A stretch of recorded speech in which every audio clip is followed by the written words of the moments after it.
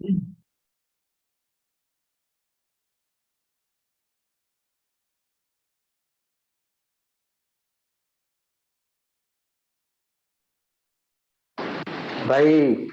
हम chemical kinetics पढ़ेंगे।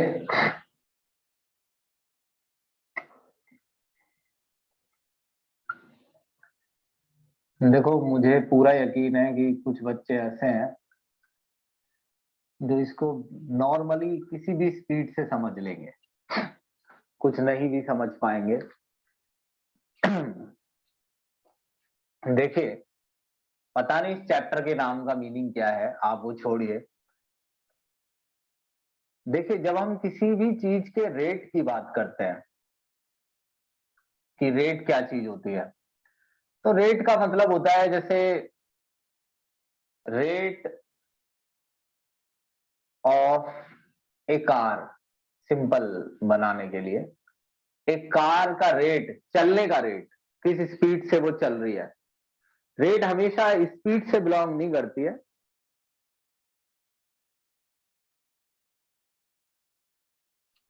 वो कार किस स्पीड से चल रही है, तो रेट हमेशा स्पीड से बिलोंग नहीं करती है।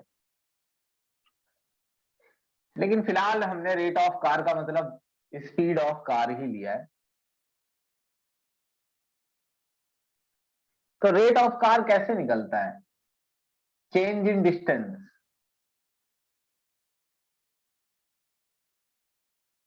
Divide by change in time.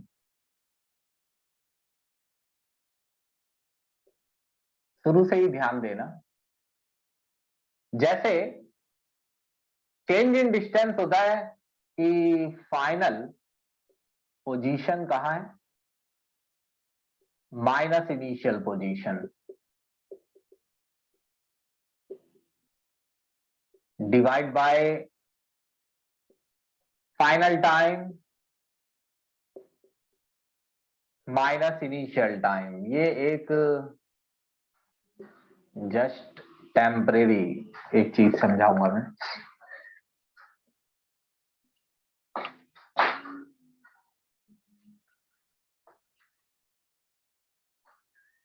जैसे हम घर से 200 किलोमीटर दूर थे, पहले से ही घर से 200 किलोमीटर दूर थे, अब 600 किलोमीटर दूर हो गए हैं। 600 माइनस 200, ये शुरुआत में मैं 200 किलोमीटर दूर था घर से, अब 600 किलोमीटर दूर हो गया हूं। जब मैं 200 किलोमीटर दूर था तो टाइम बज रहे थे 12, और अब बज रहे हैं 14, यानी 2।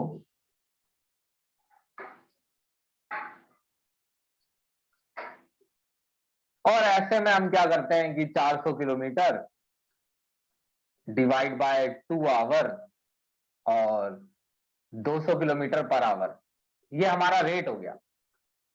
यहां हमने समझा क्या है, नई चीज क्या है? कुछ नई चीज नहीं है, ये एक पुरानी ही चीज है। बस आपको ये दिखाया गया है कि सोचना क्या है कि जब हम किसी कार की स्पीड निकालते हैं तो हमें कार की फाइनल पोजीशन और इनिशियल पोजीशन पता होनी चाहिए।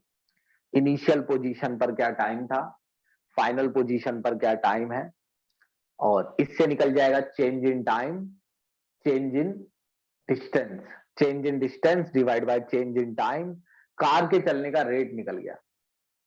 लेकिन अगर रेट ऑफ रिएक्शन की बात करते हैं, किसी रिएक्शन के रेट की बात, मिटा रहा हूं इसे मैं। जब हम बात करते हैं किसी रिएक्शन के रेट की, रेट ऑफ ए रिएक्शन,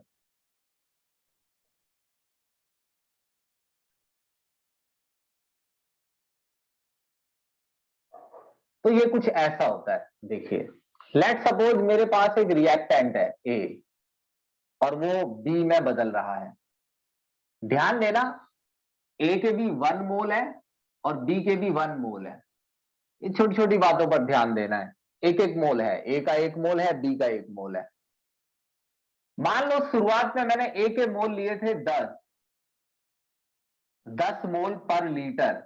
इस लीटर का क्या चक्कर है, ये आ जाता है जल्दी समझ में, मैंने आज सुबह भी समझाया है ये अकेडमी में। लेकिन अभी आप लीटर को छोड़िए, आप मोल देखिए। 10 मोल मैंने ए के लिए हैं, उस समय बी 0 है, कुछ टाइम बीता, लेट्स सपोज 10 सेकंड बीते हैं और ए के मोल बचे हैं 6 मोल ए के बचे हैं तो 6 मोल बचे हैं, तो 4 मोल कहां गए? बी में बदल गए, क्योंकि नंबर 1 और 1 है, यानी 1 मोल ए से 1 मोल बी बनता है। इसीलिए जब 1 मोल ए रिएक्ट कर जाएगा तो 1 मोल बी बनेगा, 1-1 है। तो अगर 10 से ये 6 हो गया है तो 4 मोल ए गायब हो गया, तो इसका मतलब है 4 मोल बी बन गया है। ये समझना है, बिल्कुल नॉर्मल सी बात है, एक बेसिक से। तो अगर मैं रेट ऑफ रिएक्शन की बात करूं कि रेट ऑफ रिएक्शन क्या है, तो रेट ऑफ रिएक्शन के फॉर्मूले के हिसाब से आपको ऊपर लिखना है चेंज इन कंसंट्रेशन, कि कंसंट्रेशन में कितना चेंज आया, डिवाइड बाय टाइम टेकन, कितना टाइम लगा ये चेंज आने में। कंसंट्रेशन का चेंज आने का मतलब है मोल्स में कितना चेंज आया, चेंज इन कंसंट्रेशन, और इसे और ढंग से लिख दूं तो चेंज इन कंसंट्रेशन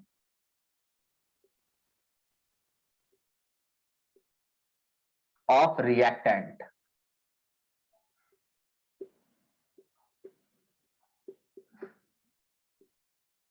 अब जैसे मैंने लिखा कि फाइनल कंसंट्रेशन क्या है, यानी फाइनली कंसंट्रेशन रिएक्टेंट की ए की, और शुरुआत में क्या थी, इनिशियल कंसंट्रेशन, और डिवाइड बाय इनिशियल को फाइनल होने में लगा टाइम।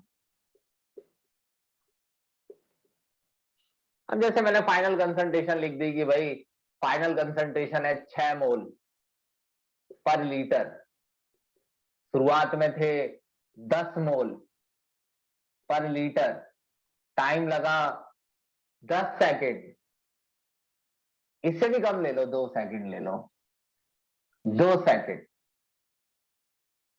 तो ये देखो, ये जो चेंज है ना, ये माइनस में आएगा, क्योंकि रिएक्शन में हमेशा रिएक्टेंट शुरू में ज्यादा होता है और बाद में रिएक्टेंट घटता है। तो अगर आप फाइनल वैल्यू यहां लिखेंगे, फाइनल कंसंट्रेशन अगर आप यहां लिखेंगे तो वो वैल्यू कम आती है, यानी ये नेगेटिव में आने वाला है। तो इस नेगेटिव को नेगेटिव आने से बचाने के लिए आगे हम माइनस लगा लेते हैं खुद ही।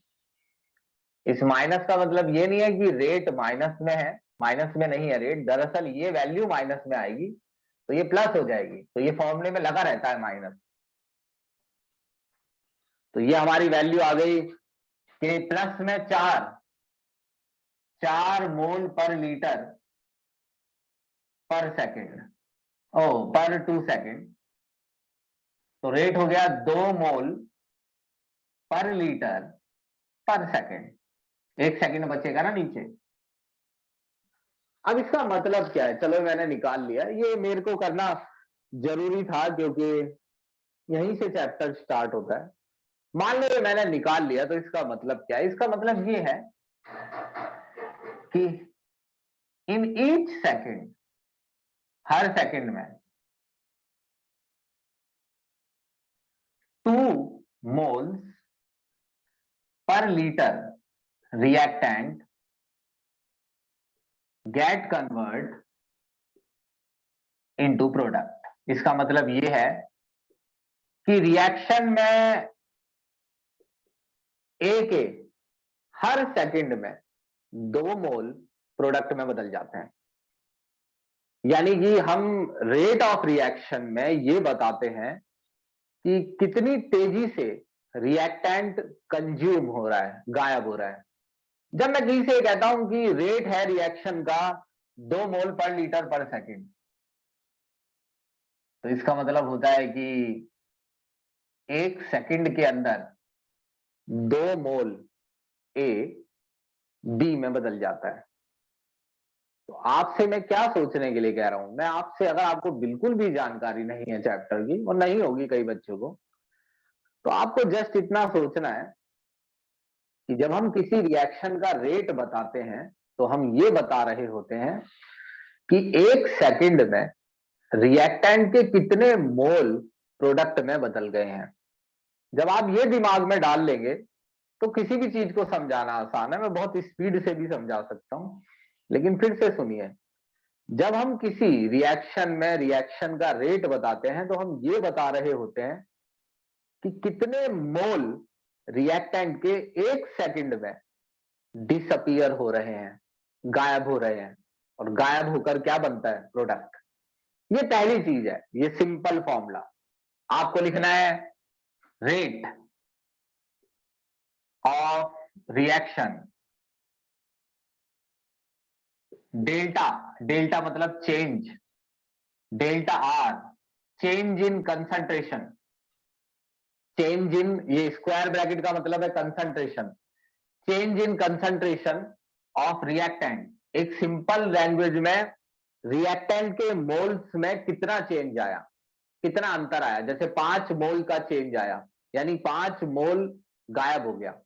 10 मोल थे, 5 ही बचे हैं, 5 मोल गायब हो गए। 20 मोल थे, 15 बचे हैं, 5 मोल गायब हो गए। तो 5 लिखना है यहां पर। और ये 5 मोल कितने टाइम में रिएक्ट कर रहे हैं। आगे माइनस लगाए तो उससे कोई डरना नहीं है, क्योंकि ये वैल्यू माइनस में आती है, तो माइनस लगाए तो रेट प्लस में आने लगता है। ये पहली चीज है कि आपने ये सीखा कि रेट ऑफ रिएक्शन का मतलब ये है कि कितने मोल पर लीटर में हर सेकंड में रिएक्टेंट के रिएक्ट करके प्रोडक्ट बनाते हैं। रेट रिएक्टेंट से भी निकल सकता है और प्रोडक्ट से भी। ये दूसरी चीज सीखनी है। पहले आप अपनी रिएक्शन का टाइप देख लीजिए। एक मोल ए है तो एक ही मोल बी है। यहां ये दिक्कत नहीं है कि आपको कुछ सोचना नहीं पड़ता है। अगर एक मोल ए का रिएक्ट करता है तो एक ही मोल बी का बनता है। तो रेट ए से भी निकल जाता है और बी से भी। अगर बी से निकालना हो तो देखते हैं, इसे स्क्रीनशॉट लो इसका।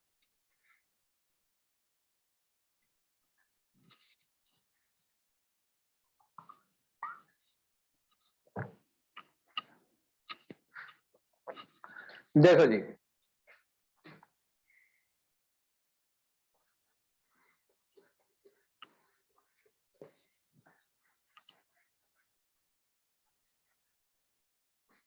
रिएक्शन का रेट प्रोडक्ट से भी निकल जाता है। Rate of reaction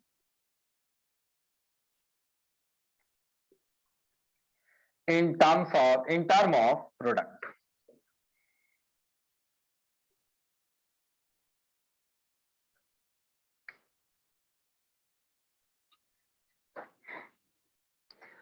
change in concentration of product, जैसे change in concentration of reactant था, divide by change in time.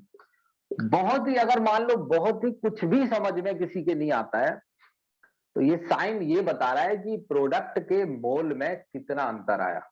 और ये अंतर निकालना बड़ा आसान है। शुरुआत में प्रोडक्ट के मोल 0 थे, इनिशियल मोल 0, फाइनली 4 है मोल पर लीटर,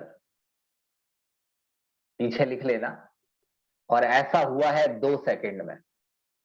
जब आप प्रोडक्ट से रेट निकालते हैं तो आपको यहां माइनस लगाने की जरूरत नहीं है, क्योंकि प्रोडक्ट के केस में शुरुआत में कंसंट्रेशन कम होती है, बाद में प्रोडक्ट बन जाता है तो वैल्यू ज्यादा होती है। बाद वाली पहले लिखनी है, शुरू वाली बाद में। सेम रेट आएगा, 2 मोल पर लीटर पर सेकेंड। और ये भी छोड़िए, आप इतना देखिए, मान लो 1 सेकंड में, पहले तो ये समझ लीजिए कि रिएक्शन जो होती है वो एन नहीं लिखी होती है। अगर यहां पर एक ए है और एक ही बी है, तो इसका मतलब ये है कि जब एक मोल ए रिएक्ट कर जाएगा तो एक ही मोल बी बनेगा। एक एक है दोनों।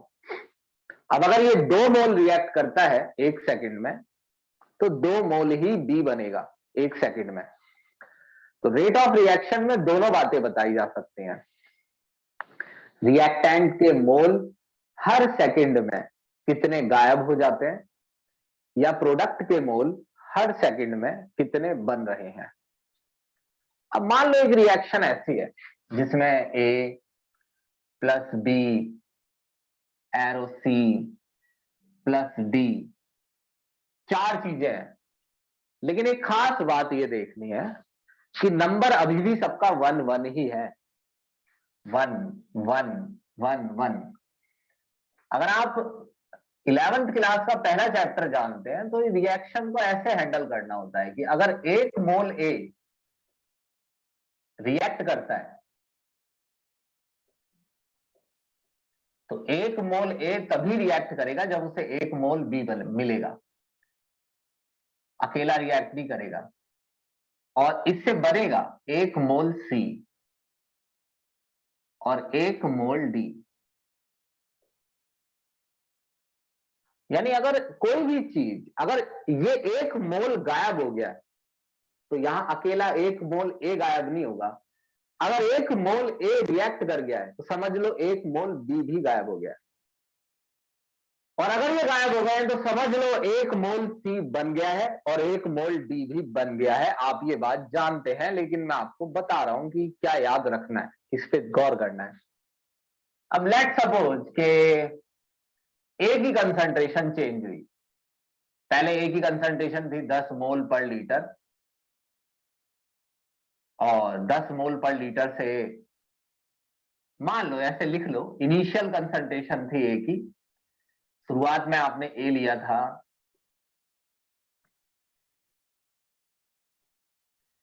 10 मोल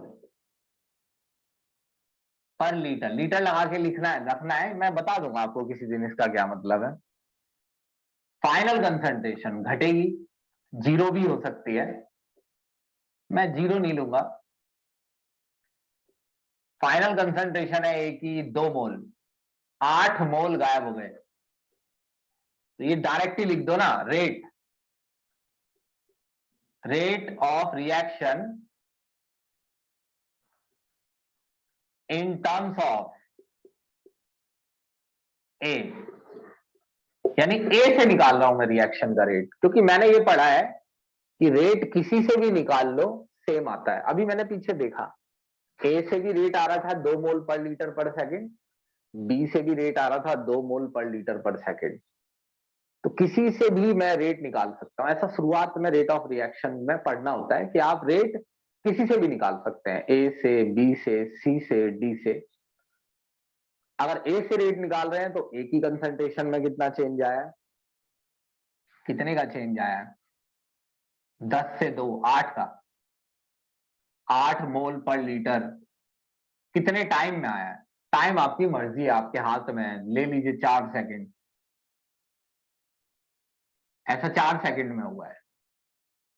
तो 1 सेकंड में क्या हुआ है, वही 2 मोल पर लीटर पर सेकंड। अगर मैं रेट रिएक्शन का एक ही टर्म में निकालता हूं तो इसका मतलब क्या है, इस वैल्यू का मतलब है कि 1 सेकंड में 2 मोल ए रिएक्ट कर जाता है, गायब हो जाता है। अगर 1 सेकंड में 2 मोल ए रिएक्ट कर रहा है तो बी कितना रिएक्ट कर रहा होगा, सेम 2 मोल। रिएक्शन ही बता रही है बैलेंसिंग के हिसाब से। अगर 1 मोल ए रिएक्ट करता है तो 1 मोल बी। अगर 4 सेकंड में ए के मोल 10 से 2 हो गए हैं, यानी 8 मोल ए गायब हो गया है 4 सेकंड में, तो 8 मोल बी भी गायब हो चुका होगा 4 सेकंड में। तो अगर आप रेट निकालते बी की टर्म में, यानी rate of reaction in terms of B, एक बार मुझे लिख लेने दीजिए rate of reaction in terms of B. तो रिएक्शन के हिसाब से अगर ए के 8 मोल रिएक्ट कर गए हैं तो अकेला ए थोड़ी रिएक्ट कर सकता है, वरना तो रिएक्शन होगी ही नहीं। रिएक्शन बता रही है कि ए को रिएक्ट करने के लिए बी चाहिए, और कितना चाहिए, 1:1 का रेशियो है। अगर 8 मोल ये रिएक्ट कर रहा है तो 8 ही मोल बी। तो बी के टर्म में भी रेट यही है, 8 मोल। 8 मोल बी भी रिएक्ट कर गया होगा उन्हीं 4 सेकंड में। तो रेट अगर बी से निकालोगे तो 2 मोल पर लीटर पर सेकंड। और अगर मैं इनसे निकालू रेट, तो अगर 1 मोल ए रिएक्ट करता है तो 1 ही मोल सी बनता है। ये रिएक्शन बता रही है, बैलेंसिंग देखिए उसकी। अगर 8 मोल ए रिएक्ट कर गया है 4 सेकंड में, तो 8 ही मोल सी बनेगा 4 सेकंड में। यानी आप रेट किसी से भी निकालिए, ए से, बी से, सी से, डी से, रेट सेम आएगा, कोई बाउंडेशन नहीं है। सबसे पहले तो बात ये थी कि हम ये समझ रहे हैं कि रेट ऑफ रिएक्शन का मतलब क्या है। रेट ऑफ रिएक्शन का मतलब है change in concentration divide by change in time. फिर बच्चे पूछते हैं कि कंसंट्रेशन में जो चेंज है वो किसका लिखें, ए का, बी का, सी का या डी का। मैं कह रहा हूं किसी का भी लिखिए, एक ही से निकालना है, change in concentration of A, या change in concentration of B, या change in concentration of C, या change in concentration of D. किसी से भी अगर आप रेट निकालते हैं तो वो सेम आएगा, जब तक कि ये नंबर सेम रहेंगे, 1 1 1 1। तो ओवरऑल आपको दिमाग में ये डालना है कि रेट ऑफ रिएक्शन का फॉर्मूला है, मुझे जगह नहीं मिल रही है, इसका स्क्रीनशॉट लो।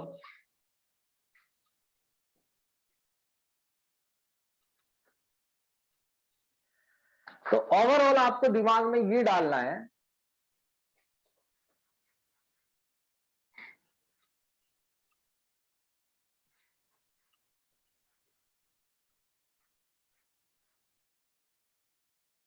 तो इन बातों में कहीं जरूरी बात ना रह जाए तो मैं आपको एक बार ये लिख के बता दूं कि रेट ऑफ रिएक्शन का फॉर्मूला है change in concentration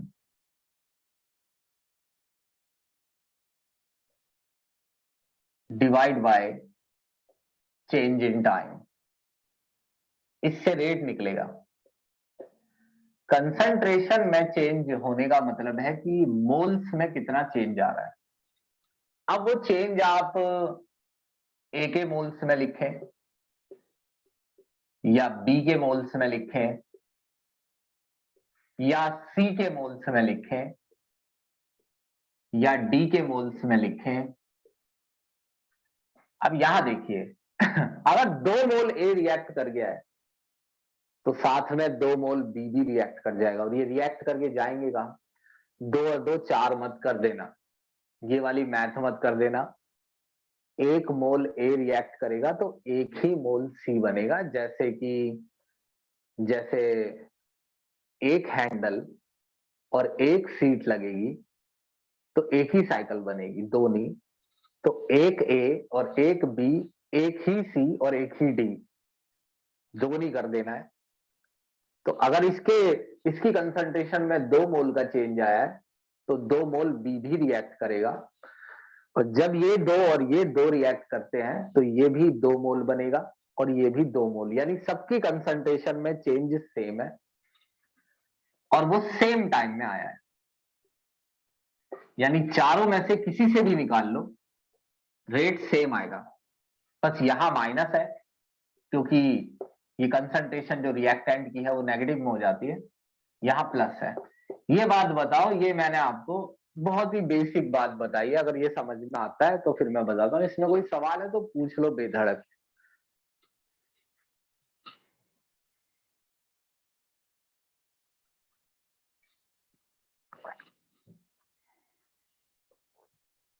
hmm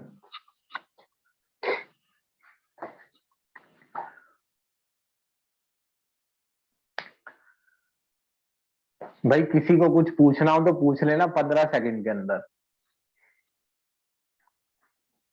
16वें second में भी पूछ सकते हो, लेकिन मैंने अपना टाइम बता दिया। ठीक है, अब सुनो।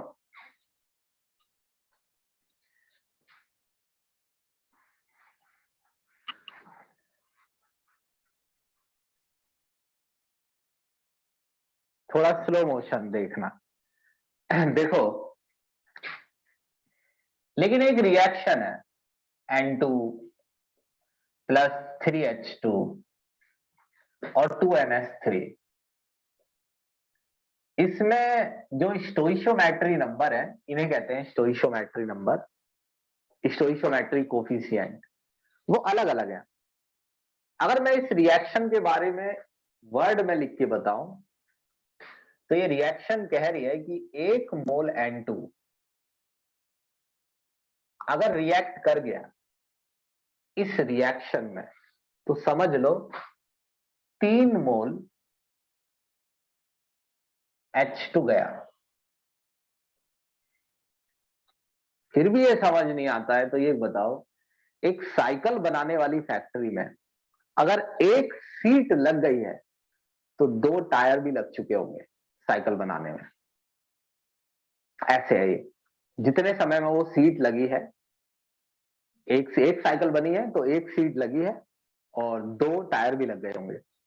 तो 1 मोल N2 रिएक्ट करता है तो 3 मोल H2 भी रिएक्ट कर गए होंगे। ये अकेला रिएक्ट नहीं कर सकता है और इन दोनों के मिलने से 2 मोल NH3 प्रोड्यूस होगा। याद रखना, इसके मुकाबले अगर जितने भी मोल इसके रिएक्ट करेंगे उसके मुकाबले अमोनिया के मोल डबल बनेंगे। ये नंबर से पता चल जाता है। यही हमने किया है अभी तक 11th में।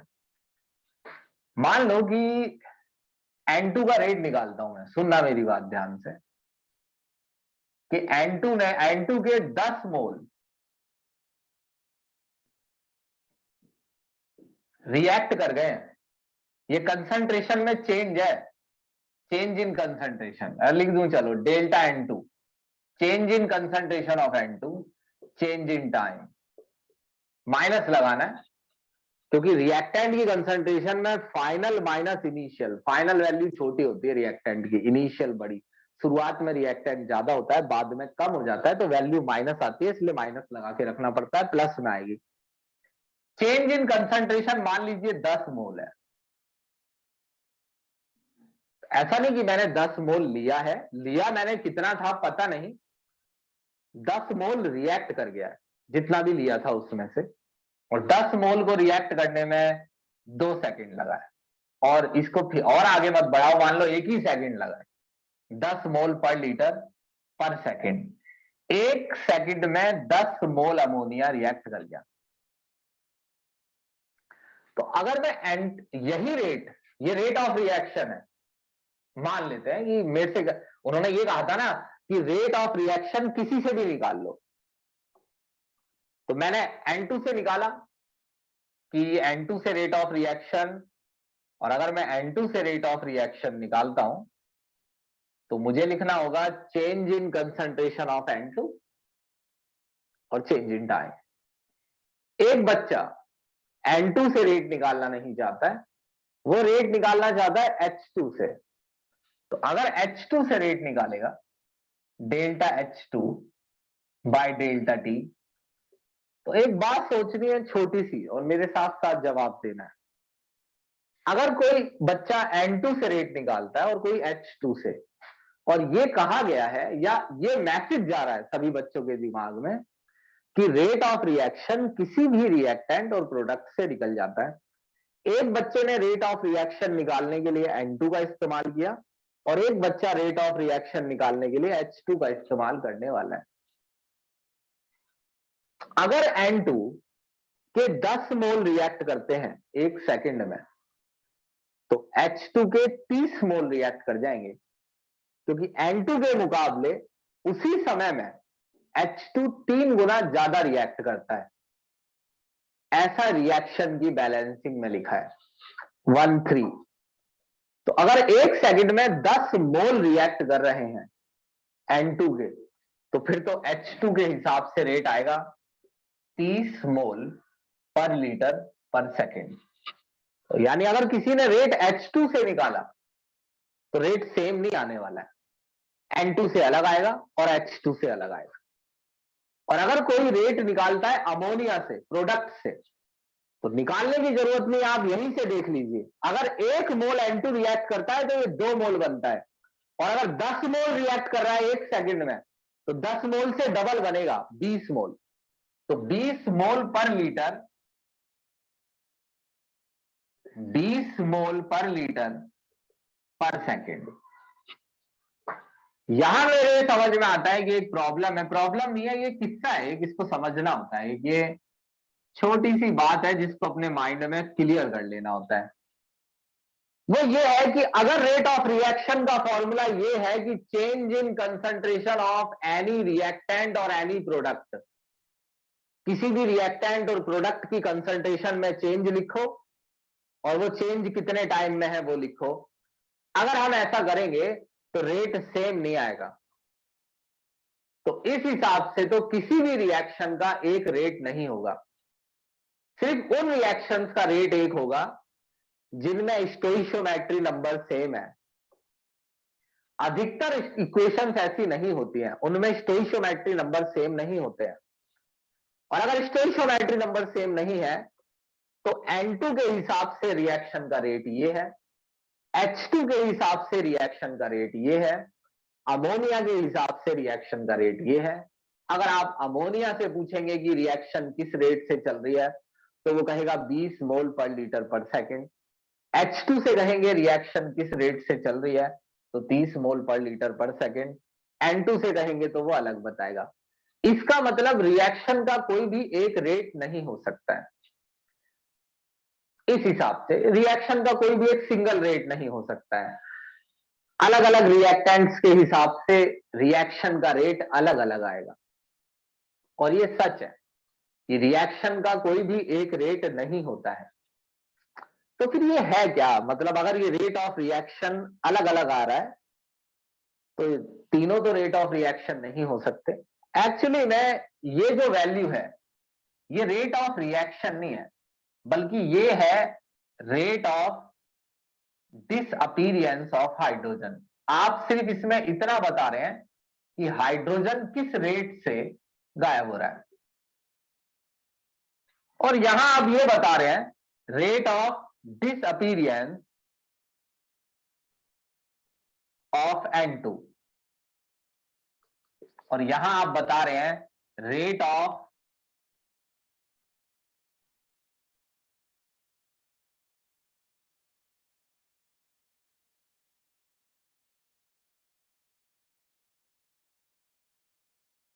रिएक्शन कह रहे हैं, वो एक्चुअली में अमोनिया के बनने का रेट है, ना कि रेट ऑफ रिएक्शन। ये H2 के गायब होने का रेट है, ना कि रेट ऑफ रिएक्शन। ये N2 के गायब होने का रेट है। N2 एक सेकंड में 10 मोल गायब होता है, H2 एक सेकंड में 30 मोल गायब होता है, NH3 एक सेकंड में 20 मोल बनता है। तो फिर रेट ऑफ रिएक्शन क्या चीज है? देखो, रेट ऑफ रिएक्शन इस रिएक्शन का सेम आ ही नहीं सकता अगर आपने अलग अलग रिएक्टेंट और प्रोडक्ट से निकाला। लेकिन अगर मेरे से एक बच्चा कह रहा है कि सर जी कोई ऐसा तरीका बताओ कि मैं रेट किसी से भी निकालूं, चाहे N2 से, किसका रेट? रिएक्शन का। सर कोई ऐसा तरीका बताओ कि मैं रिएक्शन का रेट N2 से निकालूं, या रिएक्शन का रेट H2 से निकालूं, या रिएक्शन का रेट NH3 से निकालूं। सर सेम आना चाहिए। तो सेम होता नहीं है, लेकिन आप सेम बना सकते हैं जबरदस्ती। आप ऐसा कर सकते हैं जैसे मैं आपको ऐसे बेवकूफ बना दूं। देखो कैसे, जैसे मैं आपसे कहूं कि भाई रेट ऑफ रिएक्शन का एक ही फॉर्मूला है। आपने कहा है सर जी तीनों से रेट सेम आएगा। मैंने कहा हाँ, किसी से भी निकाल लो। तुमने निकाला, एक बच्चे ने इससे निकाला, जब तो मैंने कुछ नहीं कहा जब उसने N2 में से निकाला। जब एक बच्चा H2 से रेट निकालने चला तो मैंने उससे ये कह दिया कि भाई इसे 3 से डिवाइड कर लियो स्टोइशियोमेट्री नंबर से। यहां पर एक चीज देखिए, अगर मैं इसे 3 से डिवाइड कर देता हूं तो ये वैल्यू 10 हो जाएगी। अब 10 मोल पर लीटर पर सेकंड H2 के लिए कुछ भी नहीं है, क्योंकि H2 के साथ एक सेकंड में 10 मोल ऐसा कुछ नहीं हो रहा है। H2 की रियलिटी ये है कि एक सेकंड में 30 मोल रिएक्ट कर रहा है। तो ये 1/3 क्या कर रहे हैं आप? ये आप रेट ऑफ रिएक्शन निकाल रहे हैं। सवाल है ये रेट ऑफ रिएक्शन क्या चीज है? इस रिएक्शन में तीनों कंपोनेंट से रेट ऑफ रिएक्शन अलग अलग आएगा, लेकिन हम ये चाहते हैं कि कोई ऐसा तरीका हो जिससे हम किसी से भी निकालें तो रिएक्शन का रेट एक ही आए, चाहे उस रेट का कुछ मीनिंग ना हो, मगर वैल्यू आ जाए कि हर रिएक्शन का एक फिक्स रेट होता है। तो अगर आपको हर अलग अलग से निकालना है और आप चाहते हैं कि रेट फिर भी सेम रहे, तो आपको स्टोइशियोमेट्री नंबर से डिवाइड करना पड़ेगा इसे। अब दोनों से रेट सेम आएगा। बेशक जो रेट निकल के आए उस रेट का कुछ मीनिंग ना हो। लेट सपोज वैल्यू 2 आ गई, 2 मोल पर लीटर पर सेकंड। उस 2 मोल पर लीटर पर सेकंड का कोई मीनिंग नहीं है। ना तो 1 सेकंड में 2 मोल N2 रिएक्ट कर रहा है, ना 1 सेकंड में 2 मोल H2 रिएक्ट कर रहा है, ना 1 सेकंड में 2 मोल NH3 बन रहा है। उस वैल्यू का कोई मीनिंग नहीं है, लेकिन फिर भी वो रेट ऑफ रिएक्शन है। तो उसे क्यों बनाया गया है? इसलिए ताकि हर रिएक्शन का कोई एक सिंगल रेट बताया जा सके, फिर उस रेट की वैल्यू का कुछ मीनिंग हो या ना हो। अब अगर NH3 का रेट बताना है तो मैंने बच्चों से कहा, एक बच्चा है मेरे पास, सर मैं अमोनिया से बता दूं क्या रेट? मैंने कहा हाँ बता दो। अब वो ऐसे कर रहा है, delta NH3 by delta T. अब बच्चे इतना पूछते तो है नहीं, मैंने कह दिया अरे इसे 1/2 करना। उसने कहा क्यों? मैंने कहा यहाँ 2 नहीं लिखा हुआ है। उसने कहा अच्छा अच्छा ये डिवाइड करना होता है क्या सर? मैंने कहा हाँ। कर दिया उसने डिवाइड। अब इनसे निकला क्या? बस आपने इतना कर दिया है कि इन तीनों से अब वैल्यू जो आएगी वो सेम आएगी। उस वैल्यू का N2H2 या NH3 इनमें से किसके लिए मीनिंग होगा मालूम नहीं, लेकिन वैल्यू सेम आएगी। आ रही मेरी बात समझ में? बताओ, बताना मुझे ये वाली बात, बहुत देर से चिल्ला रहा हूं मैं।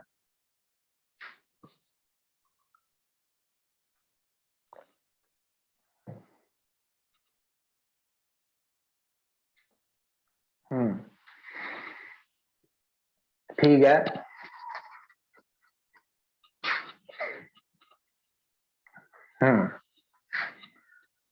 चलो आगे देखते हैं। अब आपको क्या याद रखना है, देखिए एक छोटी सी बात।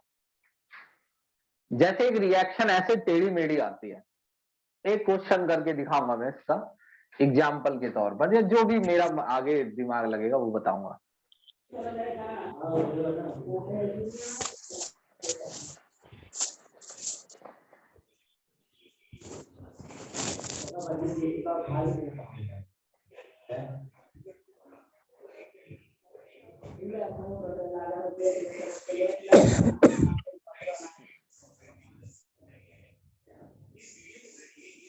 स्वाति माइक खुल गया तुम्हारा।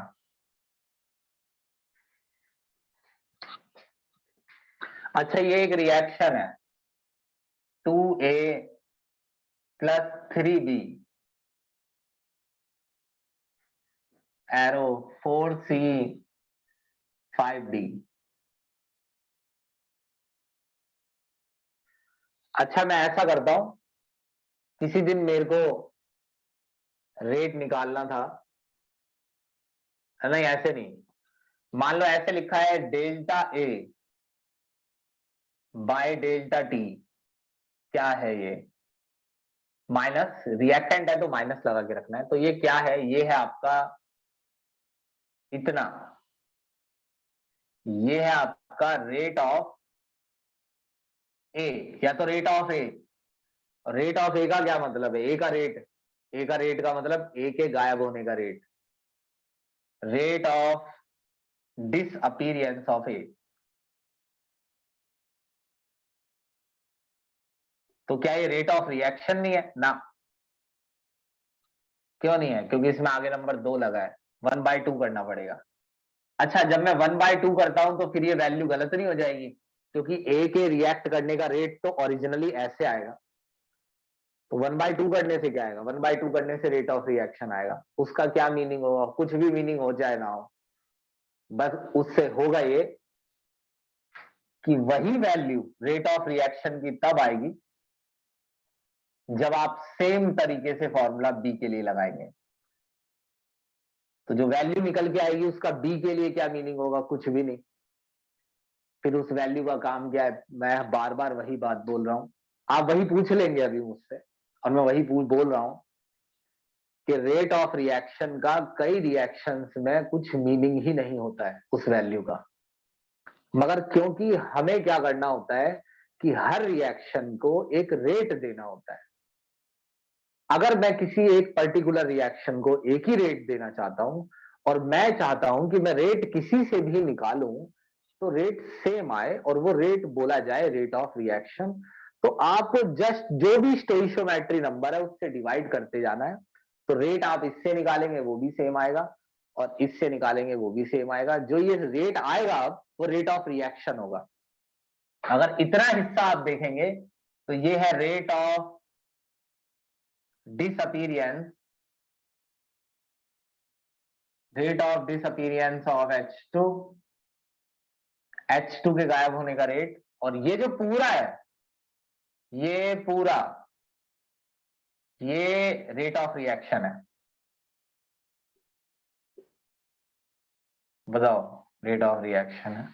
करने दो मुझे जो भी कर रहा हूं मैं, बस सीखते रहो।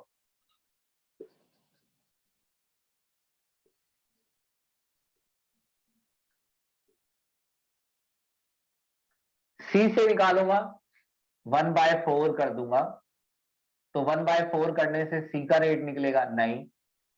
जब आप किसी के रेट को 1/4 कर देंगे तो उसका रेट कैसे निकल जाएगा? कि रेट तो सी का ये है, 1/4 क्यों कर रहे हैं? हम चाहते हैं कि सी से भी अगर हम रेट निकालें तो वही रेट आए जो ए और बी से आया है।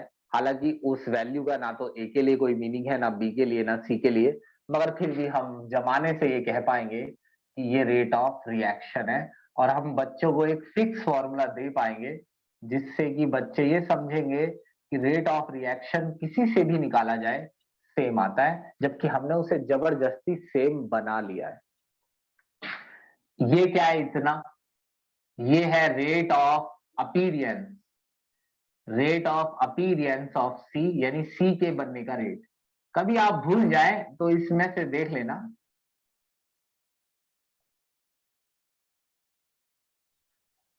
ठीक है, अब ऐसे ही डी है। ठीक, मैं 30 सेकंड रुकता हूं, कोई सवाल है तो ठीक है, दूसरा टॉपिक पढ़ा रहा हूं।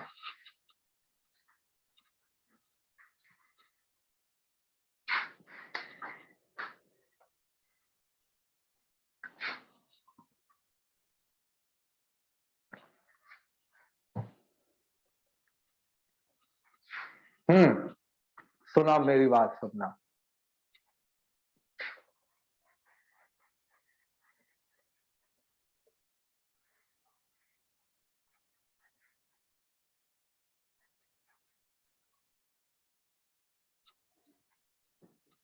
देखो,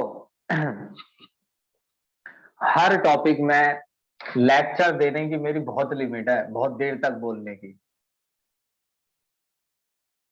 लेकिन उस चीज का यूज हो तो बात है। इसलिए इंस्टेंटेनियस रेट ज्यादा से ज्यादा एक्सप्लेन करते हुए कम से कम समय में मैं कोशिश करूंगा समझ में आ जाए। और वो देखिए क्या चीज है। देखो, ऐसा होता है जैसे हम स्पीड का एक फॉर्मूला जानते हैं, speed equals to distance upon में टाइम। मैं इतना वीक था पढ़ने में, तुम यकीन नहीं मानोगे कि कभी कभार ऐसा होता था क्लास में कि बच्चे मेरी शक्ल पे जा रहे होते थे बहुत दिनों से, लेकिन फिर एक दिन उनको पता चल जाता था कि मेरे को कुछ नहीं आता है, तो फिर वो मेरे से थोड़ी डिस्टेंस रखने लगते थे। 11th क्लास की बात बता रहा हूँ मैं, 11th 12th में भी कुछ खास ज्यादा होशियार नहीं था मैं। तो कुछ ऐसे फॉर्मूले थे जो मेरे को भी आते थे, जिनमें से ये है, speed equal to distance upon में टाइम। डिस्टेंस है 400 किलोमीटर, एक बंदे ने 400 किलोमीटर की डिस्टेंस चली और इसके लिए उसने 4 घंटे लिए। मैंने कहा, लेट सपोज अंश से कि भाई तूने तो जो कार है वो इस स्पीड से चलाई है। तो अंश ने मुझसे ये पूछा कि सर, किस मतलब मैंने कार जो सर चलाई है वो 100 किलोमीटर पर आवर की स्पीड से चलाई है। मैंने कहा हाँ। तो अंश मुझसे ये कह रहा है, लेकिन सर जब मैं कार चला रहा था तो मेरे मीटर में तो कभी 60 लिखा आ रहा था, कभी 80, कभी 120, 150 तक भी चलाई है सर मैंने। और आपके हिसाब से तो मेरी एक ही स्पीड है, 100। यानी जब मैं घर से निकला था तब मेरे मीटर में 100 बज रहा था, रास्ते में भी 100 बजता रहा, जब मैं रुका तो उससे पहले भी 100 ही बज रहा था, यानी मेरे मीटर में कोई दूसरी रीडिंग ही नहीं आई। तो यहीं से ये साबित हो जाता है कि ये कुछ नहीं है, ये एवरेज वैल्यू है, ये ठीक ऐसा है, यानी ये रियल रेट नहीं है। जैसे अगर आपसे मैं ये कहूं कि अंश अपने घर से 12 बजे निकला था, 12:30 पर वो कार किस स्पीड से चला रहा है, तो 12:30 बजे वो कार किस स्पीड से चला रहा है वो तो मीटर बताएगा। क्या 100 की स्पीड से चला रहा है? जैसे हमने ये पढ़ा है कि सचिन तेंदुलकर की एवरेज 60 है, लेट्स सपोज 60 है, तो इसका मतलब कि वो हर मैच में 60 रन बनाता है। हो सकता है कि उसने किसी भी मैच में 60 ना बनाए हो, तो 60 क्या है? 60 है टोटल रन और टोटल मैचेस, यानी एवरेज। यानी जो आप रेट निकाल रहे हैं, जो आप जिसे आप रेट ऑफ रिएक्शन कह रहे हैं, रेट ऑफ रिएक्शन, भाई समझना ये बात मेरी बड़े ध्यान से, change in concentration of reactant मतलब सो मत जाना, चेंज इन टाइम, और जो ये change in concentration of product divide by change in time है, तो ये एक्चुअली में एवरेज रेट निकालेगा। हो सकता है, देखो तुम कह रहे हो, जैसे मान लीजिए कि इससे वैल्यू आती है 5 मोल, इतनी वैल्यू लिखते हैं 5 मोल पर लीटर पर सेकंड, इसका मतलब है 1 सेकंड में 5 मोल रिएक्ट कर रहे हैं। लेकिन मैं आपसे एक सवाल पूछता हूं, सवाल को ध्यान से देखना, सुनना।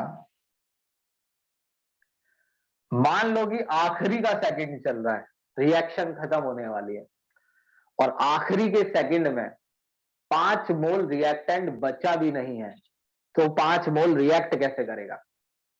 क्या आखिरी के सेकंड में 5 मोल रिएक्टेंट बचा होगा? आखिरी के सेकंड में हो सकता है एक ही मॉलिक्यूल बचा हो, तो 5 मोल कैसे रिएक्ट करेगा? कहने का मतलब ये है कि ये जो रेट है ये एवरेज है, जैसे ये वैल्यू एवरेज है, यहां से कंपेयर करना है। हो सकता है कि रिएक्शन कभी भी इस रेट से ना चली हो, तो फिर रिएक्शन किस रेट से चली है? देखो अभी से इमेजिन करना, जिसमें नहीं तो टाइम बर्बाद हो जाएगा। देखो, जब एक सिंपल रिएक्शन से मैं ये कहता हूं कि 2A टूटकर B बनाते हैं। अब जरा A के रेट के बारे में सुनना, A के टूटने का रेट, A के टूटने का रेट क्या होगा? डिपेंड करता है कि आप A कितना लेते हैं। अगर आप कमरा भर के A लेते हैं, कंटेनर भर के हाई प्रेशर पे, A कोई गैस है, बहुत ज्यादा मॉलिक्यूल लेते हैं A के, तो वो सारे टूटना स्टार्ट करेंगे। कमरे के कोने कोने में A टूट रहा होगा, तो A के टूटने का रेट ज्यादा होगा। स्लोली स्लोली A घटेगा, B में बदलेगा। जब A कम होने लगेगा तो A के टूटने का रेट भी घटने लगेगा। अब जैसे मान लो कि A के 10 मॉलिक्यूल ही बचे हैं, तो 10 में से 8 ही टूटे अगले सेकंड, तो आप कहेंगे कि 1000 क्यों नहीं टूटे? जब 1000 है ही नहीं तो टूटेंगे कहां से? तो जितने ज्यादा A के मॉलिक्यूल होंगे उतनी तेजी से वो टूटेंगे। यानी रिएक्शन का रेट डिपेंड करता है कि रिएक्टेंट की अमाउंट क्या है। जितना ज्यादा रिएक्टेंट होता है उतना ज्यादा प्रोडक्ट बनता है। जब रिएक्टेंट बचा ही नहीं होता है तो रेट भी कम होने लगता है। शुरुआत में रिएक्टेंट तेजी से रिएक्ट करता है, बाद में धीरे धीरे, जब रिएक्टेंट कम होने लगता है। यानी रिएक्शन हमेशा एक ही स्पीड से नहीं चलती है, जैसे कोई गाड़ी हमेशा एक ही स्पीड से नहीं चलती है। तो जो आप ये रेट बता रहे होते हैं ये एवरेज रेट होता है। ये एक्चुअली में हो सकता है कि ये कुछ हो ही ना, यानी अंश कह दे मुझसे 100 किलोमीटर तो मेरे मीटर में कभी आया ही नहीं, लेकिन फिर भी ये अंश की स्पीड है, ये एवरेज स्पीड है, ये भी एवरेज। तो इंस्टेंटेनियस रेट क्या है? इंस्टेंटेनियस रेट है जो हमारा कार की स्पीड से समझना है, बाइक की। जब मैं बाइक चलाता हूं तो मेरे मीटर में लगातार वैल्यू चेंज होती रहती है स्पीड की। 12 बजे अलग, 12 बज के 1 सेकंड पे अलग, 12 बज के 2 सेकंड पे अलग, 12 बज के 3 सेकंड पे अलग। हर अलग अलग टाइम पर जो मीटर स्पीड दिखाता है वो इंस्टेंटेनियस स्पीड होती है, हर इंस्टेंट पर स्पीड। इसी तरीके से रिएक्शन का जो रेट होता है वो हर इंस्टेंट पर अलग होता है। 12 बजे रिएक्शन स्टार्ट हुई है, रेट अलग होगा। 12 बज के 5 सेकंड पर प्रोडक्ट रिएक्टेंट कम हो जाता है तो रेट कम हो जाएगा। 12:30 बजे रिएक्टेंट और कम हो चुका होगा, रेट और कम हो जाएगा। यानी अलग अलग टाइम पर रिएक्शन का रेट अलग अलग होगा। अब इसमें मैंने बहुत लंबी स्पीच दे दी है, पता नहीं तुम्हें कितना समझ में आया, भी सुनो। इसे ऐसे समझो, देखो सुनो मेरी बात। जैसे ये अंश है, 10 बजे गाड़ी चलाता है, 10 AM, 11 बज रहे, बीच में भी बजा होगा टाइम, सारे टाइम थोड़ी लिख दूंगा। 12 बज रहे, 1 बज रहा है।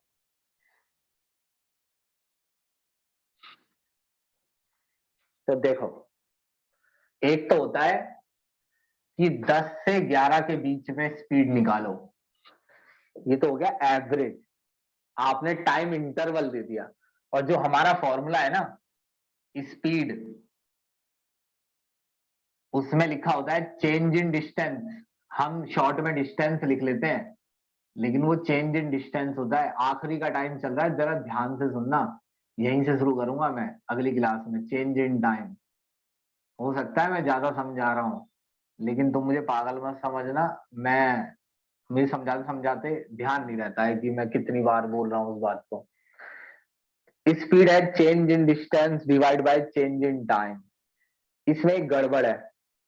देखो, ये फॉर्मूला, अगर आप ये फॉर्मूला लगाते हैं ना स्पीड निकालने का, तो चेंज इन डिस्टेंस आपको चाहिए। चेंज इन डिस्टेंस का मतलब ये होता है कि आपको कोई भी, अगर आप ये फॉर्मूला लगाते हैं तो कोई भी आपको ये बताए कि 10 बजे आप घर से 20 किलोमीटर दूर थे, 11 बजे आप घर से 60 किलोमीटर दूर है, तो आपके पास इंटरवल होना चाहिए 20 से 60 के बीच 40।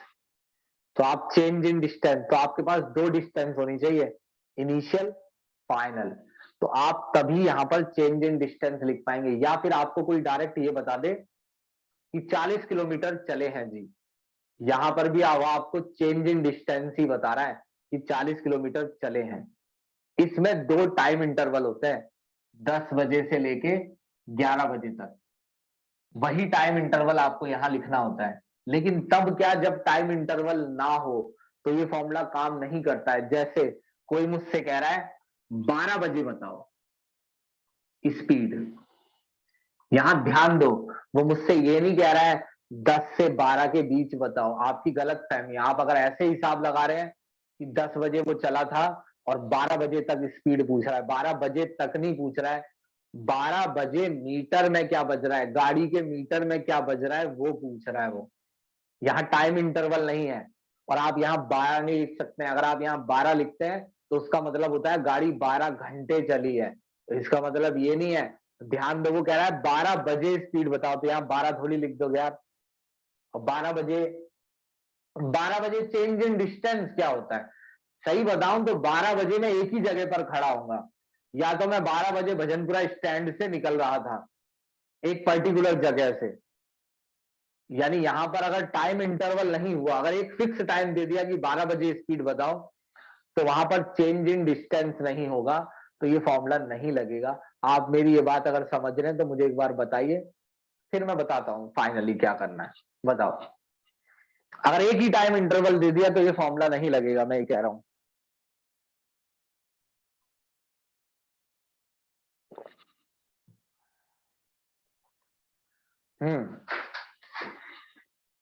ठीक है।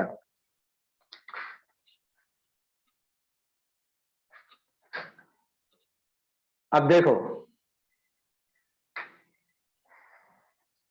अच्छा एक बात बताओ, कोई मुझसे 12 बजे स्पीड पूछ रहा है, बिल्कुल आखिरी टाइम चल रहा है, मेरे साथ साथ चलना, धोखा मत देना मतलब मुझे। लेकिन मेरे को अगर ये फॉर्मूला लगाना है तो मुझे चाहिए चेंज इन टाइम।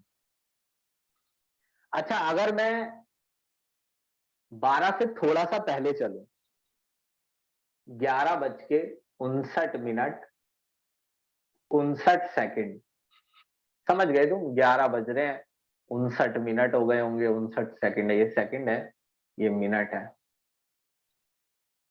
ms है। तो मैं थोड़ी पीछे क्यों चला गया अभी देखते जाइए, और मैं 12 से थोड़ी आगे ले लूं, 12:0.01 सेकंड। ध्यान से देखो, एक सेकंड भी नहीं हुआ है, अगर तुम ध्यान से देखोगे एक सेकंड का भी इंटरवल नहीं है, लेकिन ये टाइम इंटरवल मिल गया मुझे, स्मॉल चेंज इन टाइम। और इस समय मैं कहीं पर होऊंगा, जैसे यहां पर है मेरी बाइक, सिर्फ इमेजिन करना है, निकालना नहीं है, अभी नहीं निकालना है आज।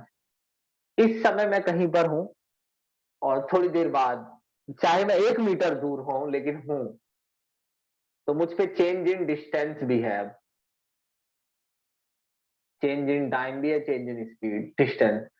मगर ये है क्या, इससे होगा क्या, देखो आप पूछ रहे हैं 12 बजे अंश के मीटर में क्या बज रहा है, और हम मीटर तो लगा नहीं सकते, तो हमें तो फॉर्मूले से बताना है। अच्छा तुम्हें नहीं लगता कि जो 12 बजे अंश के मीटर में है, वही रीडिंग 11:59 मिनट 59 सेकंड से 12:0 मिनट और 0.01 सेकंड के बीच होगी?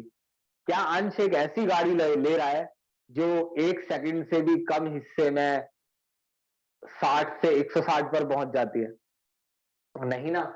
इस बात की पूरी गारंटी है कि अगर 12 बजे अंश के मीटर में 60 किलोमीटर बज रहा है, तो इससे लेके इस टाइम के बीच भी मीटर में रीडिंग 60 ही होगी, क्योंकि ये बहुत स्मॉल टाइम इंटरवल है।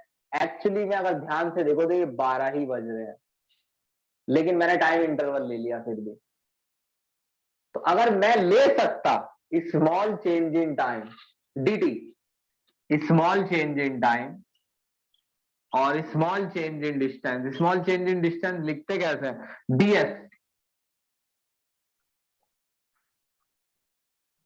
तो इससे होता क्या है, मैं वही समझा रहा हूं आपको कि 12 से एक पल पहले, 1 सेकंड नहीं, एक पल पहले, और 12 से एक पल बाद, ये तो ले लो टाइम इंटरवल, और इस बीच जो डिस्टेंस ट्रेवल हुई है उससे निकाल लो स्पीड।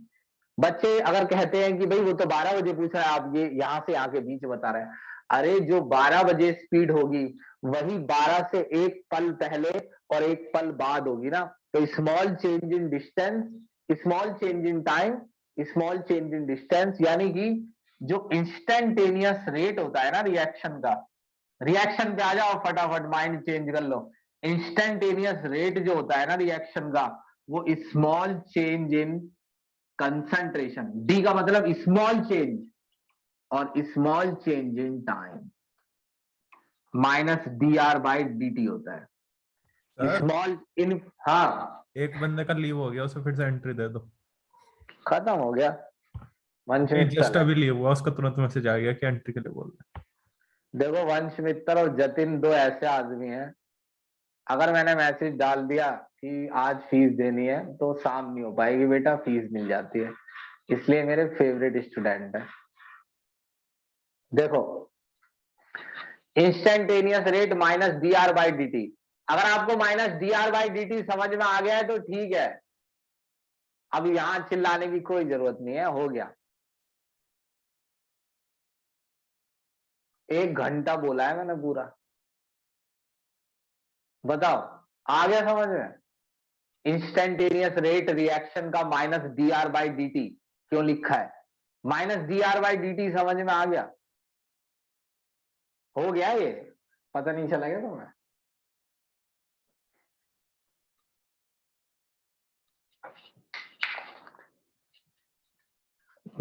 अगर किसी के समझ में नहीं आता है तो जी मेरा नंबर खुला है भाई। नेगेटिव होता है ना तेज से, अभी तो बताया था, रिएक्टेंट लिखा है ना वहां, रिएक्टेंट की कंसंट्रेशन में जो चेंज होता है। हाँ ठीक है अर्पित प्रकाश, रिएक्टेंट की कंसंट्रेशन में जो चेंज होता है वो नेगेटिव होता है ना, तो नेगेटिव लगा के रखना पड़ता है ताकि पॉजिटिव आए। वही जो पहले बताया था माइनस डी, जैसे यहां माइनस लगा है।